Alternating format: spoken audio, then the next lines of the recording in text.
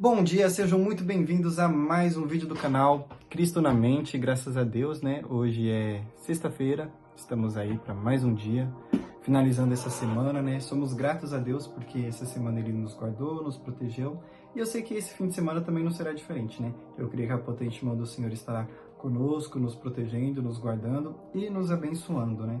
De antemão, já quero pedir para você, se inscreve nesse canal, ativa as notificações, curta, compartilhe, envie essa mensagem, né, para os seus amigos, para a sua família, né, para que eles comecem a sexta-feira sendo abençoados por essa palavra maravilhosa, né. Palavra do Senhor para o seu coração, de direcionamento para a sua vida, nesta manhã se encontra em Provérbios, capítulo 7, a partir do verso 6. O texto é um pouco longo, mas eu peço que os irmãos prestem um pouco mais atenção, amém? Diz assim: certo dia, eu estava observando da janela da minha casa e vi um jovem, sem juízo e sem a menor noção do que é certo e errado. Ele vinha pela rua, junto à casa de certa mulher, andando de lá para cá, próximo da casa dela. Era ao anoitecer, as sombras da noite se aproximavam e crescia a escuridão. A mulher saiu para se encontrar com ele. Ela era bem ousada e com muita malícia tentou provocar o jovem com suas roupas de prostituta. Ela era vulgar e atrevida, uma mulher que nunca para em casa. Ora está na rua, ora nas praças, ora nas esquinas, à espreita de homens para serem seus amantes. Ela se aproximou do jovem, beijou-o e disse muito cinicamente: tenho em casa a carne das ofertas de paz, que hoje preparei no templo para cumprir meus votos. Por isso, vim procurá-lo. E de repente você apareceu. Minha cama está coberta com lindos lençóis de linho colorido, importados do Egito. Minha cama está perfumada, com mirra, aloés e canela. Venha, vamos nos embriagar de carícias até o amanhecer, e gozemos das delícias do amor. Meu marido não está em casa, saiu para uma longa viagem, e pela quantidade de prata que levou, não voltará antes da lua cheia. Peço que os irmãos redobrem atenção, porque esse versículo é o versículo-chave. Versículo 21, que diz assim: assim, ela seduziu o jovem com suas palavras e o traiu com sua conversa doce e mentirosa. Imediatamente ele a acompanhou, como um boi que caminha para o matadouro, ou como a corça que cai numa armadilha, e espera apenas a morte, quando a flecha lhe atravesse o fígado, ou como um pássaro que entra no alçapão sem saber que nunca sairá vivo de lá. Essa é uma palavra muito forte, né? E Provérbios foi escrito por Salomão, ainda em sua juventude, né? E o intuito de Provérbios ser escrito é justamente porque Salomão queria que nós tivéssemos um direcionamento, né, da parte de Deus, né? E venhamos ter noção daquilo que é certo, daquilo que é errado, daquilo que agrada a Deus e daquilo que não agrada, né? E aqui nesse capítulo 7, Salomão começa dizendo que um certo dia ele estava, né, olhando pela janela e ele viu um jovem que não tinha muita noção daquilo que era certo e errado, talvez ainda era um menino, né, por ser novo, né, talvez imaturo. E ele continua a história dizendo que uma mulher saiu ao encontro dele, né? E essa mulher, ela conseguiu seduzir ele, né? Dizendo-lhe até mesmo a verdade, que o marido dela não estava em casa, tinha viajado, e que ela queria se deliciar com ele, né? Naquela noite, né? Se deliciar no amor, né? Então ela disse que a cama dela estava arrumada, com lençóis de linho, e estava toda perfumada, né? Então aquela mulher, ela conseguiu seduzir aquele jovem, né? Mas o que é mais triste, né, é que a Bíblia relata aqui a partir do verso 21, que é o versículo-chave, onde diz, né, que o menino ele foi como um boi levado ao matadouro, né, que já sabe o seu destino e só espera que uma lança, né, atravesse o seu fígado, né? E o Senhor me deu o entendimento de que essa mulher, na verdade, ela simboliza o pecado, né?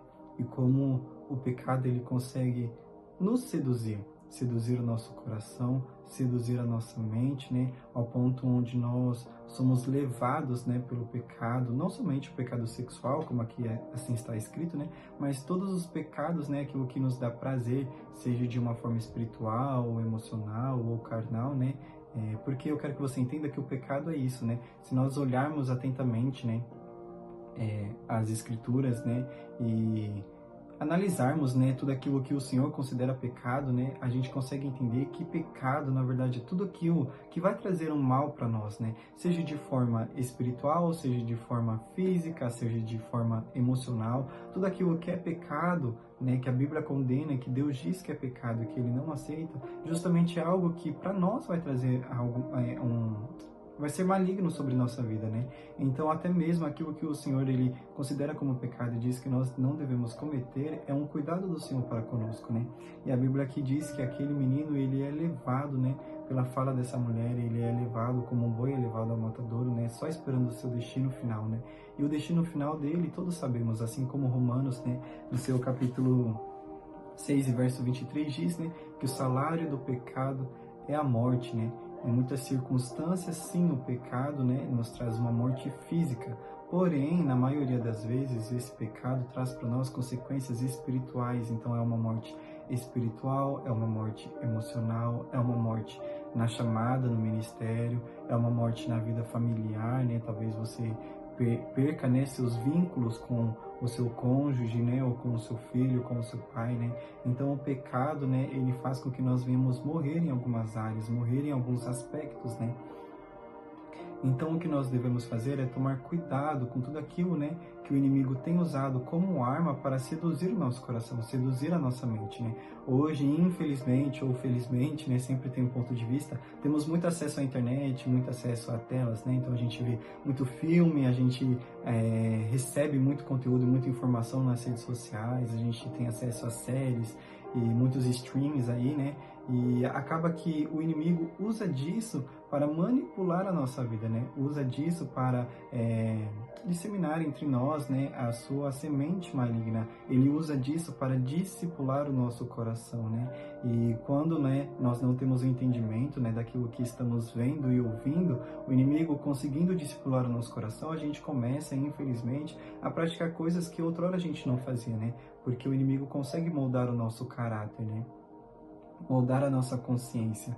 Então, através daquilo que nós vemos e ouvimos, infelizmente, as coisas dentro de nós vão mudando, né?